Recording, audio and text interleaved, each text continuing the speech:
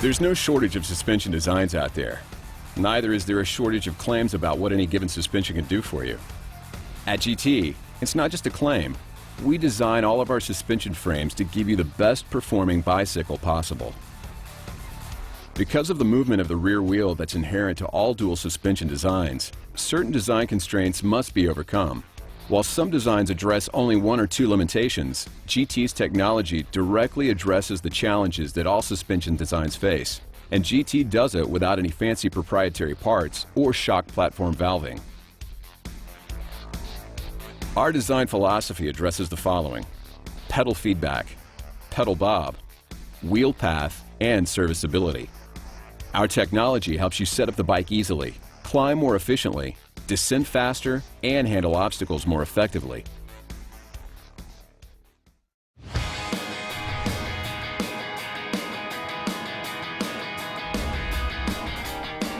What exactly is pedal feedback? When suspension compresses, the rear wheel moves away from the front chain rings. This movement pulls the chain and causes the pedals to momentarily rotate backwards. Although only a temporary condition, a rider needs to overcome the force of pedal feedback, which saps momentum, disrupts rhythm, and slows you down. Other manufacturers have tried and failed to address pedal feedback. Generally, those manufacturers use complex linkages that still have the effect of lengthening the distance from the bottom bracket and the rear dropout. In other words, the distance between the front chain rings and the cassette grows, stretching the chain. Shown here in the split screen, the colored highlighted graphic at the crank demonstrates the amount of pedal feedback occurring on each design as the suspension moves, green being minimal and red being extreme. As you can see, independent drivetrain technology experiences the least amount compared to the competitors. You're probably wondering, if pedal feedback is bad, why does independent drivetrain have any at all? This small amount of pedal feedback, which is purposely tuned into the design, is known as anti-squat and is necessary to control how much of the suspension will squat when the rider's body weight moves up and down during pedaling.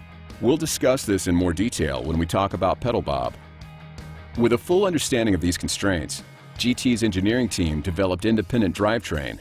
This design adds power to every pedal stroke by canceling chain growth, which allows all your power to go directly to the drivetrain. GT's simple, elegant isolated bottom bracket is the heart of the independent drivetrain system, effectively minimizing chain growth and reducing pedal feedback. On a horse-link system, a vertical wheel path is used to limit the distance between the axle and the bottom bracket. Although there's a small amount of improvement to increase efficiency, there's still a substantial amount of pedal feedback that the rider must overcome. The DW-Link system focuses more on eliminating pedal bob and doesn't address pedal feedback in a way to benefit the rider and remove those extra forces. VPP, the virtual pivot point technology, has also made eliminating pedal bob its main focus, and in the process has created a wheel path that increases the amount of pedal feedback. A single pivot suspension design has all of the same riding characteristics: wheel trajectory, braking performance, and suspension sensitivity as an independent drivetrain system, except for the fact that single pivot designs exhibit uncontrolled chain growth. Since they don't separate the drivetrain from the suspension, single pivot designs will experience pedal feedback. As you can see, by comparing pedal feedback in each design, the result is little to no pedal feedback on the independent drivetrain system. This allows you to maintain a smoother cadence and pedal through technical terrain with less effort. You come out and you've got a pedaling section, you know that you can just grab the gears and just charge.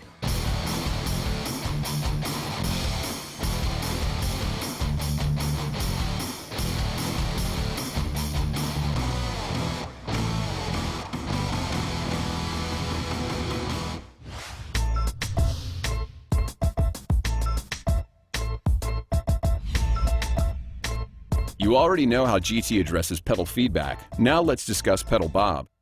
Imagine cranking up a hill out of your saddle. The weight of your body moving up and down compresses a typical suspension, resulting in dramatically decreased efficiency. This is what's known as pedal bob.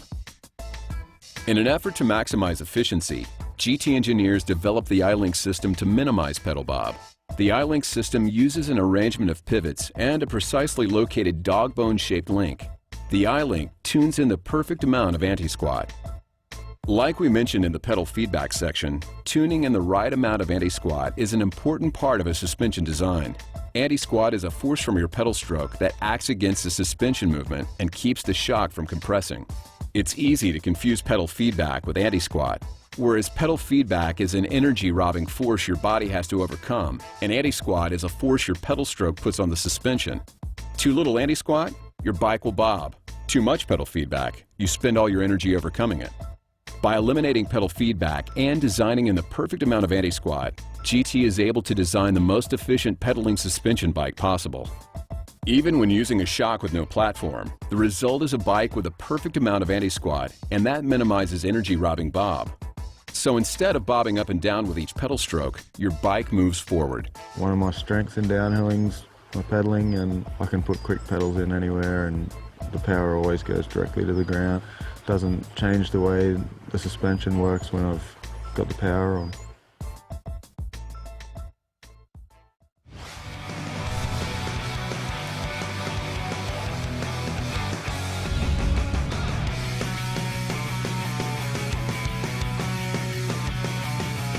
Each and every rock, root, and rut exerts a force on the rear axle.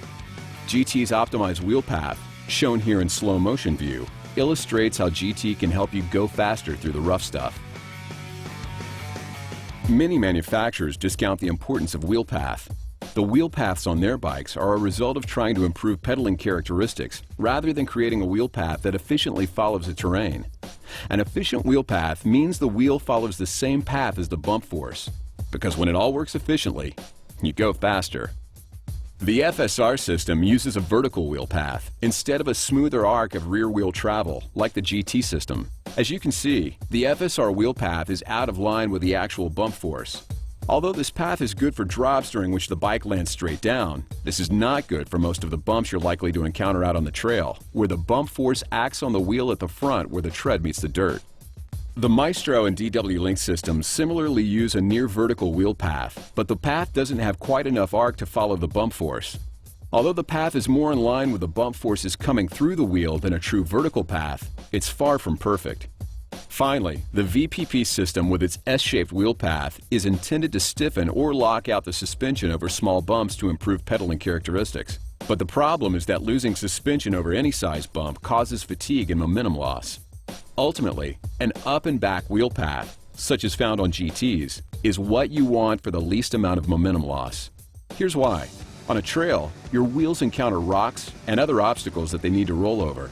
A wheel path that arcs away from the obstacle and in the same path as the bump force, like the GT's wheel path, keeps you rolling faster.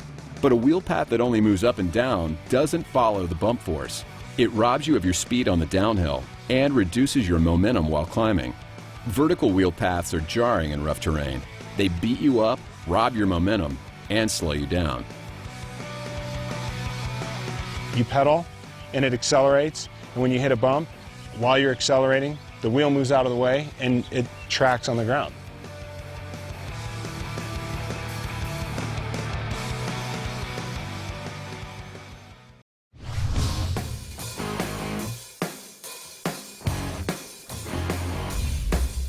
GT's pivot system is easy to service.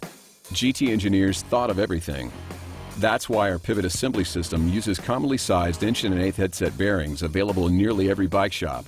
The bearings are easy to find and easy to replace. In addition, our angular contact bearings aren't pressed in like some of our competitors and use preload for the easiest adjustment. Just like a headset, riders tighten suspension pivots to adjust the speed of actuation in their suspension, allowing them to adjust the pivots properly, increasing suspension performance and the life of the bearings. As for maintenance, they're really easy to work on. The pivots are super simple, big bearings. I'm stoked to work on a simple bike like this. Makes my job easy.